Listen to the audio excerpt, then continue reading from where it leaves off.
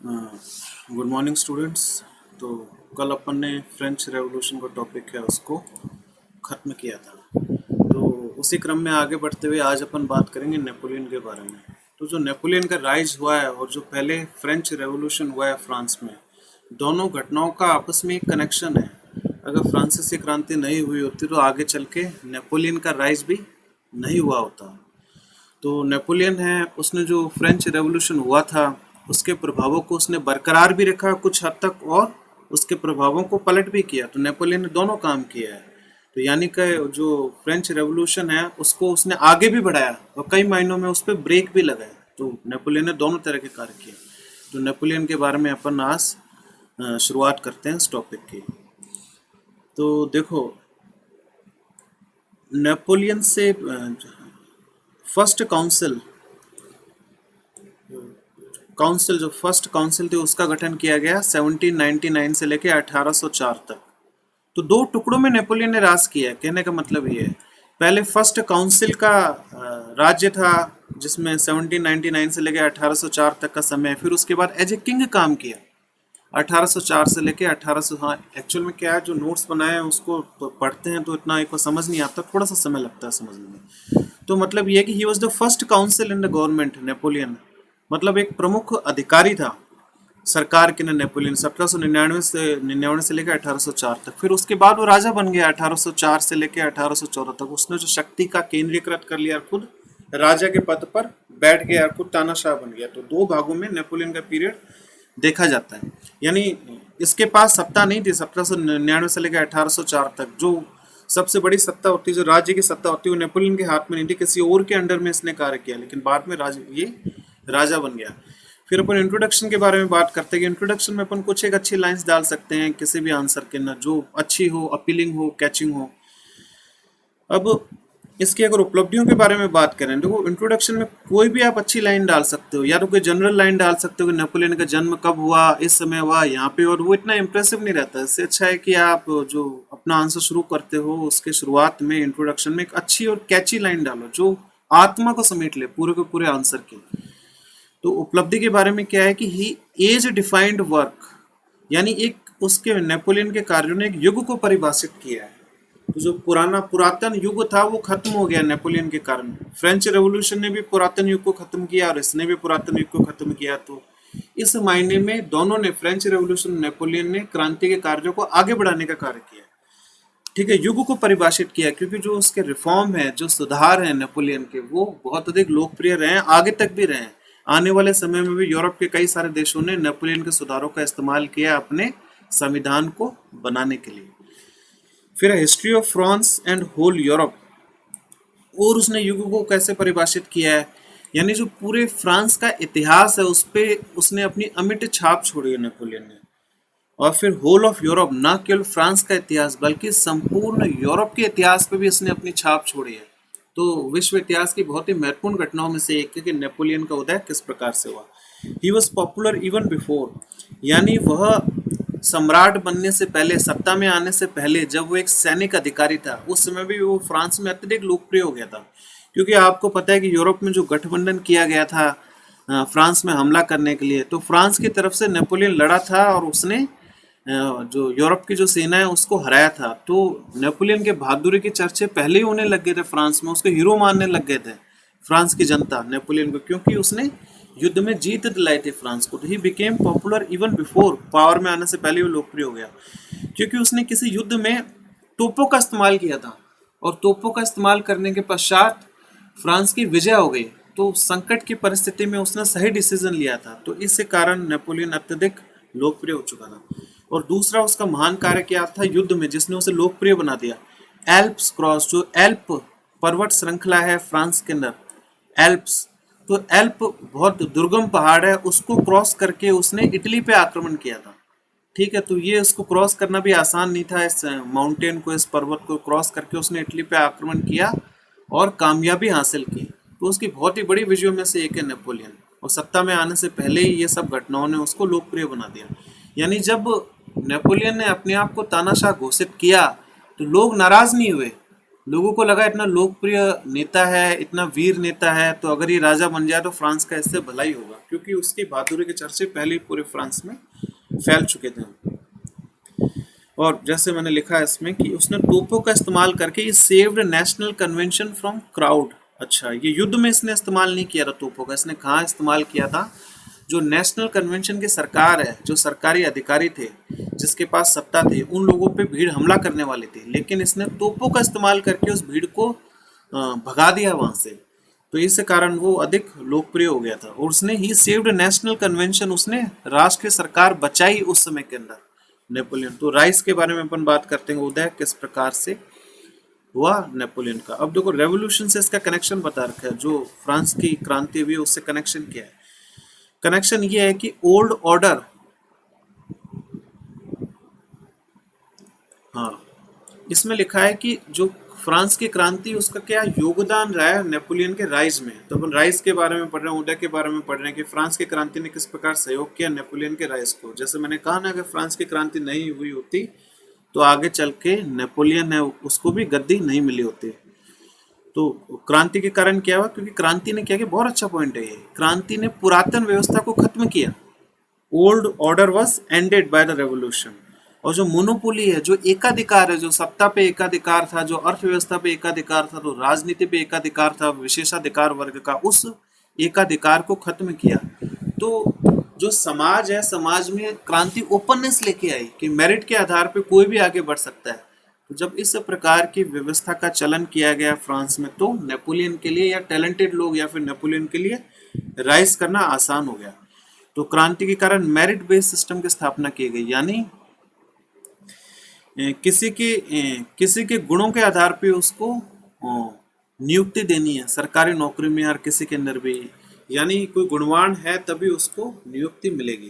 तो equality as basis of the society, क्रांति के कारण समाज में समानता स्थापित हुई। उसी समानता में वातावरण का इस्तेमाल करके नेपोलियन आगे बढ़ने में कामयाब रहा। तो इवन ऑर्डिनरी पीपल को राइज, यानी व्यवस्था इस प्रकार की हो चुकी थी फ्रांस में कि एक आम इंसान भी अगर वो प्रतिभावान है तो वो राइज कर सकता रहा। और दूसरा क्या सहयोग रहा क्रांति का? तो क्रांति के कारण क्या हुआ, एक प्रकार की अव्यवस्था कायम हो गई, राजनीतिक अव्यवस्था कायम हो गई। जैसा आपको पता ना, बदल बदल के सरकारें वहां पे आने लगी, कभी गणराज्य बना दिया, कभी संवैधानिक गणराज्य बना दिया, कभी राजा को हटा दिया, कभी केवल गणराज्य रह गया। तो क्रांति के कारण जो गद्दी है वो एक तरीके से एम्प्टी हो गई, शासन में स्थायित्व नहीं आ पाया। तो उसका फायदा उठाया नेपोलियन ने और वो सत्ता में आ गया समय के साथ। बुरबॉन, बुरबॉन शब्द है ये आपके 20 वर्ड में आ सकता है कि बुरबॉन कौन है? बुरबॉन वंश है जिसने फ्रांस पे राज किया है। फ्रांस के जितने भी राजा रहे, लुइस 15, 16, 17, वो सारे के सारे बुरबॉन वंश के रहे।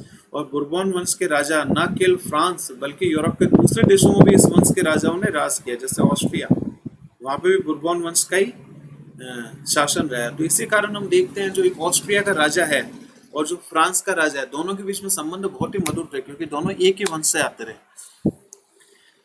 ठीक है, Bourbon continuation could never allow Napoleon rise. इसमें एक अच्छी बात लिख रखी है, वो ये है कि अगर क्रांति नहीं होती और बुरबॉन वंश का राज कायम रहता फ्रांस में, तो बुरबॉन वंश के रहते हुए नेपोलियन कभी भी राजा नहीं बन सकता था फ्रांस का। तो बुरबॉन वंश का खात्मा किसके कारण हुआ? क्रांति के कारण हुआ। फिर इसके बाद क्या है, जो क्रांति है उसके कारण संकट की घड़ी आई फ्रांस में, क्राइसिस, विपत्ति का समय था फ्रांस में। क्रांति के कारण इंस्टेबिलिटी थी, अस्थायित्व था, युद्ध हो रहे थे। इसी संकट की परिस्थितियों का फायदा उठा के नेपोलियन आगे बढ़ने में कामयाब हो गए। फिर अपन बात करते हैं आगे, और जो रेवोल्यूशन है इसमें अपन आगे बात करते हैं, इसका उदय किस प्रकार से हुआ, रिएक्शन अगेंस्ट रेवोल्यूशन। जो क्रांति हुई थी, फ्रांस की क्रांति हुई थी, उसकी प्रतिक्रिया के फलस्वरूप, यानी देखो एक तो क्रांति से इसने सहयोग भी लिया, दूसरा क्रांति के खिलाफ प्रतिक्रिया के फलस्वरूप भी फ्रांस का राइज हुआ। तो दोनों में कॉन्ट्रडिक्शन है, एक तो क्रांति के कारण हुआ, दूसरा क्रांति की भावनाओं को पलट के भी इसका राइज हुआ है, रिएक्शन अगेंस्ट रेवोल्यूशन। अब देखो क्या, क्रांति के कारण अनेक प्रकार के एक्सपेरिमेंट्स किए गए फ्रांस के अंदर। जैसे मैंने बताया, देखो ये शब्द आते हैं बार बार, बहुत इंपॉर्टेंट है अपना समझने के लिए। संवैधानिक राजतंत्र की स्थापना हुई, गणराज्य की स्थापना हुई, और डायरेक्टरी का शासन भी आया। डायरेक्टरी का मतलब है 4-5 लोगों ने मिलकर शासन चलाया फ्रांस का। ये सारे के सारे फेल हो गए। ठीक है, क्रांति के फलस्वरूप जो जो राजनीतिक व्यवस्था कायम हुई, सारी के सारे धीरे धीरे फेल हो गए, कहीं पर स्थायित्व नहीं आ पाया, एक्सेसेस की गई।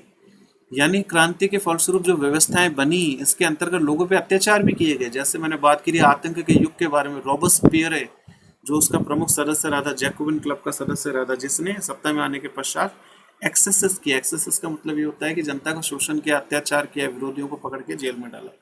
डिसऑर्डर क्रिएट हुआ, अव्यवस्था कायम हुई। ROT killing, reign of terror killing, यानी आतंक के युग के समय में कई सारे लोगों को मौत के घाट उतार दिया गया। अर्थव्यवस्था की हालत खराब हो गई। पीपल टायर्ड, तो इस प्रकार की अव्यवस्था के कारण लोग बहुत नाराज हो चुके थे। लोग थक चुके थे कि हो क्या रहा है। जो फ्रांसीसी क्रांति का पॉजिटिव इफेक्ट है वो देखने को नहीं मिल रहा। तो people were looking for piece, लोग शांति चाह रहे थे। इस कारण जब नेपोलियन का उदय हुआ तो लोगों ने राजी होकर, लोगों ने खुश होकर नेपोलियन को एक्सेप्ट किया, क्योंकि लोग परेशान हो चुके थे, थक चुके थे, कोई स्थायित्व नहीं था फ्रांस में कहीं पे। फिर इसके बाद और कौन सा कारण है नेपोलियन के राइज का, इसके बारे अपन बात करेंगे। राष्ट्रवाद, नेशनलिज्म, जो फ्रांस में जो राष्ट्रवाद की भावना आई, उसके कारण भी नेपोलियन का उदय हुआ है। कैसे सहायता प्रदान की राष्ट्रवाद की भावना ने?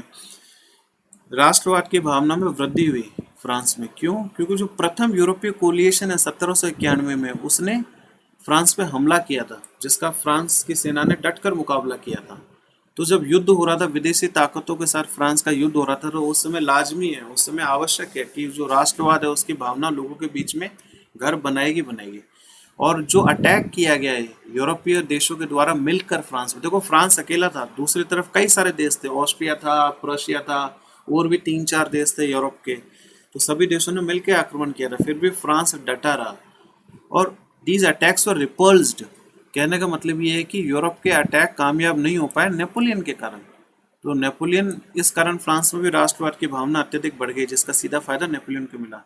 ही captured imagination of the masses, क्योंकि युद्ध के समय में नेपोलियन इतना अधिक लोकप्रिय हो गया था कि वो, ही कैप्चर्ड इमेजिनेशन ऑफ मासेस, मतलब ये है कि वो लोग उसको बहुत ही सकारात्मक दृष्टिकोण से देखने लगे कि हमारा सेवियर है, हमें बचाने वाला, फ्रांस को बचाने वाला एक ही व्यक्ति है, वो है नेपोलियन, क्योंकि उसने बहुत वीरता दिखाई थी युद्ध में। फिर बात करते हैं आगे और कौन सा कारण है नेपोलियन के उदय का। डायरेक्टरी फेलियर, जो डायरेक्टरी का शासन स्थापित किया गया था, ये सभी एक्सपेरिमेंट के बाद, कॉन्स्टिट्यूशनल मोनार्की, रिपब्लिक, उसके बाद जो डायरेक्टरी का शासन लागू किया गया था फ्रांस में, वो भी धीरे धीरे फेल हो गया। क्यों फेल हुआ? देखो, एक तो उसका कारण था इंटरनल, आंतरिक कारण था। आर्थिक संकट था जिसको वो सॉल्व नहीं कर पाया, पहले भी सॉल्व नहीं हो पाया, आर्थिक संकट है, और डायरेक्टरी के शासन में भी सॉल्व नहीं हो पाया जो आर्थिक संकट फ्रांस में उत्पन्न हो चुका था।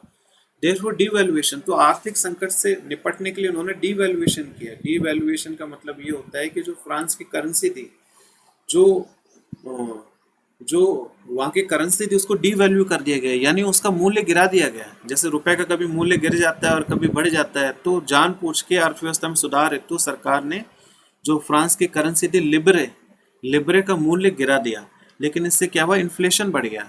जब आप किसी करेंसी का मूल्य गिराते हो काफ़ी ज़्यादा, तो काफ़ी अधिक संख्या में अर्थव्यवस्था में पहुंच जाती हो, जिससे इन्फ्लेशन भी होता है। और इन्फ्लेशन का मतलब ये कि महंगाई बढ़ गई बहुत ज़्यादा, तो आर्थिक संकट का सामना नहीं कर पाया डायरेक्टरी का। दूसरा है एक्सटर्नल कारण, क्यों डायरेक्टरी का शासन फेल हो गया? अभी डायरेक्टरी का शासन फेल हुआ तभी तो नेपोलियन का राइज हुआ ना। एक्सटर्नल कारण क्या है? Scared of property sent to Egypt. इसमें क्या लिखा हुआ है? तो थोड़ा सा समय लगता है इसमें, क्योंकि मैंने शॉर्ट में लिखा है मेरे नोट्स में। ये स्केर्ड ऑफ पॉपुलैरिटी। एक एक्सटर्नल कारण क्या है कि जो डायरेक्टरी में जो सरकार चला रहे थे, वो नेपोलियन की लोकप्रियता से घबराने लग गए कि नेपोलियन इतना अधिक लोकप्रिय हो रहा है, कल को ये हमें हटा के गद्दी प्राप्त नहीं कर ले। तो उन्होंने क्या चाल चली? डायरेक्टरी के जो शासन चला रहे थे वो उसकी लोकप्रियता से घबरा गए, नेपोलियन की बढ़ती हुई लोकप्रियता से, और नेपोलियन को इजिप्ट भेज दिया बिना मतलब के एक्सपीडिशन के लिए। कि नेपोलियन को इजिप्ट भेजा जाता है युद्ध करने के लिए, जबकि उसकी आवश्यकता नहीं थी। बट ईस्ट कोलोनाइजेशन 1798, इन्होंने नेपोलियन को इजिप्ट भेज दिया नेपोलियन से छुटकारा पाने के लिए, इजिप्ट में आक्रमण करने के लिए, वहां का मोर्चा संभालने के लिए। लेकिन क्या हुआ? जैसे उसको इजिप्ट भेजा तो द्वितीय यूरोपीय कोलिएशन बन गया। पहले प्रथम यूरोपीय कोलिएशन बना, देखो 1791 में, यानी प्रथम यूरोपीय गठबंधन बना, फ्रांस के खिलाफ अटैक किया गया। और फिर 1798 में, ये इन्फॉर्मेशन पहले नहीं लिखी थी, अब लिखी है, तो 1798 में द्वितीय यूरोपीय कोलिएशन बना। तो ये कोलिशन कब कब बने? दो कोलिशन बने। तो द्वितीय यूरोपीय कोलिशन बना 1798 में, जिसमें भी जो फ्रांस के यूरोप के कई सारे देश उन्होंने मिलकर फ्रांस पे हमला कर दिया। अब इससे बचने के लिए नेपोलियन को बीच में वापस बुलाना पड़ा। एंड रिवर्जल्स इन एब्सेंस, और नेपोलियन की एब्सेंस में, नेपोलियन की अनुपस्थिति में फ्रांस हारने लग गया युद्ध। तो इसलिए क्या हुआ, एक नेशनल शेम हो गया डायरेक्टरी के लिए कि क्योंकि नेपोलियन नहीं है, नेपोलियन को इजिप्ट भेज रखा है, इस कारण डायरेक्टरी की सेना है वो यूरोपीय देशों का सामना नहीं कर पाए। Not a single Frenchman shed tears at Napoleon ascent. इसलिए कहा जाता है, ये आईएएस एग्जाम में आया हुआ क्वेश्चन है कि not a single Frenchman shed tears. Napoleon के राइज के बारे में कहा है किसी इतिहासकार ने, इसका क्या मतलब है? इन्हीं कारणों से जब नेपोलियन को फ्रांस की राजगद्दी मिली, जब नेपोलियन ने अपने आप को सम्राट घोषित कर दिया फ्रांस का, उस समय में एक सिंगल फ्रांसीसी नागरिक नहीं था जिसके आंखों में आंसू आए थे। कहने का मतलब है सब खराब व्यवस्था से इतना अधिक परेशान हो गए थे कि उन्होंने ओपन आर्म से एक तानाशाह को भी वेलकम कर दिया। समझ रहे हो, तानाशाह को भी एक्सेप्ट कर लिया, उसके रूल को भी इजीली एक्सेप्ट कर लिया, क्योंकि जो प्रेजेंट सिचुएशन थी, जो तत्कालीन जो परिस्थितियां थी, वो बहुत अधिक खराब हो चुकी थी। फिर अपन बात करते हैं, अगला पॉइंट है क्यों उसका राइज हुआ। नेपोलियन की पर्सनैलिटी, यानी नेपोलियन का जो व्यक्तित्व, ये भी एक महत्वपूर्ण कारण रहा है नेपोलियन के राइज में। देखो उसका व्यक्तित्व बहुत ही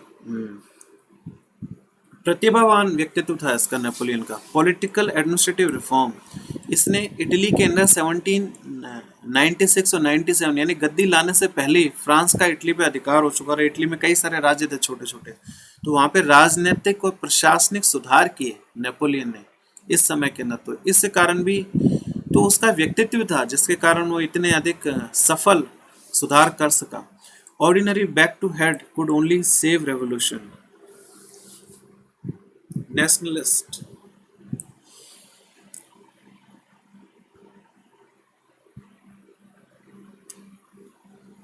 कहने का मतलब यह है कि उसका व्यक्तित्व इतना अधिक निखर के सामने आया था, व्यक्तित्व उसका इतना अधिक प्रभावशाली था कि उसने क्रांति को बचा लिया। He saved revolution, only he could save revolution. Napoleon इकलौता है जो फ्रांस की क्रांति को बचा सकता है। कैसे बचा सकता है? वरना क्या होगा, बुरबोन वंश के राजा दोबारा अपना राज कायम कर लेंगे नेपोलियन के एब्सेंस में, क्योंकि जो सरकारें बनी थी वह कामयाब नहीं हुई थी फ्रांस में। तो इसलिए लोग एक्सपेक्ट करने लग गए जो क्रांति हुई है उसको आगे कंटिन्यू रखने का कार्य नेपोलियन ही करेगा, क्रांति को बचाने का कार्य, कि क्रांति रिवर्स नहीं हो जाए, पूरी तरीके से पलट नहीं जाए। तो अपन देखते हैं कि कई सारे ग्रुप बन गए थे फ्रांस के अंदर, ये बहुत इंपॉर्टेंट है। कुछ तो राष्ट्रवादी लोग थे,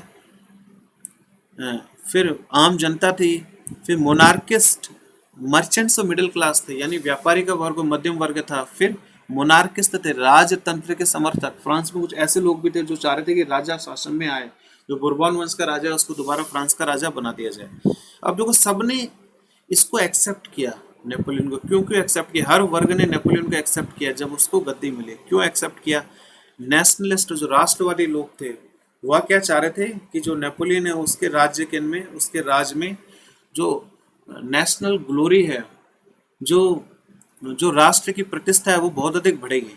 इस कारण राष्ट्रवादियों ने उसका समर्थन किया। फिर मासेस, जो आम जनता ने भी उसका समर्थन किया। क्यों? क्योंकि रेवोल्यूशनरी गेन्स, क्योंकि जनता चाह रही थी, आम जनता चाह रही थी कि जो क्रांति हुई है और उसके जो फायदे हुए हैं वो फायदे बरकरार रहे, यानी जो क्रांति बच जाए। यह कार्य केवल नेपोलियन नहीं कर सकता। फिर इसके बाद मर्चेंट्स और मिडिल क्लास, उन्होंने भी उसको एक्सेप्ट कर लिया इजीली, क्योंकि दे वर लुकिंग फॉर पीस। ये जो वर्ग है, मध्यम वर्ग और व्यापारियों का वर्ग है, ये शांति चाह रहे थे। शांति होगी तभी तो व्यापार कर पाएंगे और पैसा कमा पाएंगे। तो स्थायित्व लाने के चक्कर में इन्होंने नेपोलियन को एक्सेप्ट कर लिया। फिर मोनार्किस्ट, जो राजतंत्र के लोग थे, उन्होंने भी इसको एक्सेप्ट कर लिया। यानी हर वर्ग राजी हो गया नेपोलियन के कारण, नेपोलियन के राइज होने के कारण। He could restore monarchial system. अब जो राजतंत्र के पक्षधर थे उनको यह लगा कि नेपोलियन आने वाले समय में सम्राट बन जाएगा और इस कारण वो राजतंत्र की व्यवस्था को बचा लेगा। राजतंत्र क्या होता है? जब राजा शासन करे। नेपोलियन खुद सम्राट बन गया। देखो क्या है, ये भी एक प्रकार का कॉन्ट्रडिक्शन है। जो फ्रेंच रेवोल्यूशन हुआ उसके कारण राजतंत्र को उखाड़ फेंका और नेपोलियन क्रांति को बचाने के लिए आया, लेकिन क्रांति को बचाने के नाम पे उसने अपना खुद का राजतंत्र शुरू कर दिया, यानी दोबारा राजा का शासन उसने कायम कर दिया, दोबारा वह तानाशाह बन गया। तभी कहते हैं कि जो नेपोलियन ने, उसने दोनों कार्य किए हैं। फ्रांसीसी क्रांति को बचाया भी है, उसको आगे भी लेके गया है फ्रांसीसी क्रांति के कार्यों को। उसकी स्पिरिट को आगे लेके गया, और इसके अलावा उसने फ्रांसीसी क्रांति को कई महीनों में पलटा भी है। So he did both the things. तो ऐसा कहा जाता है इसके बारे में। बहुत अच्छी लाइन है, आईएएस एग्जाम में भी आ रखी है और इंटरेस्टिंग भी है। अगर आपने गहनता के साथ अध्ययन किया है नेपोलियन के टॉपिक को तो आप इसका आंसर लिख सकते हो। अगर आपने गहनता के साथ या गहराई से अध्ययन नहीं किया तो आपको एबीसी नहीं समझ आएगी कि लाइन क्या कह रही है। क्राउन ऑन लैंड, एक इतिहासकार ने कहा है कि नेपोलियन को जमीन पे पड़ा हुआ राजमुकुट मिल गया। He picked it with sword, और उसने तलवार से उसको उठा लिया। समझ रहे हो उसका क्या मतलब है? तो उसको क्राउन जमीन पे क्यों गिरा मिला, इसका क्या मतलब है? देखो कितनी गहरी बात करते हैं जो यूरोपीय इतिहासकार होते हैं। उसको जमीन पे गिरा हुआ मुकुट कैसे मिल गया? ये ऐसे मिला क्योंकि क्रांति कहना क्या चाह रहा है दो लाइनों में, कि इतिहासकार क्या कहना चाह रहा है जिसने भी इस स्टेटमेंट को दिया है, कि क्रांति के फलस्वरूप सब जगह पे अव्यवस्था हो चुकी थी। तो जो क्रांति के परिणाम स्वरूप जो अव्यवस्था हुई थी उसी का फायदा उठा के जो नेपोलियन है उसने गद्दी प्राप्त की। And he picked it with sword, जो उसको राजमुकुट मिला था उसने तलवार की नोक पे उसको उठाया, यानी बल का प्रयोग नेपोलियन ने भी किया। तानाशाह बनने के पश्चात उसने भी बल का उपयोग किया है। तो he was not an enlightened monarch. कहने का मतलब ये है कि उसने भी बाकी राजाओं की तरह जोर जबरदस्ती की जनता के ऊपर, उसने भी अत्याचार ही किए लोगों के ऊपर, लेकिन साथ में सुधार भी कर दिए।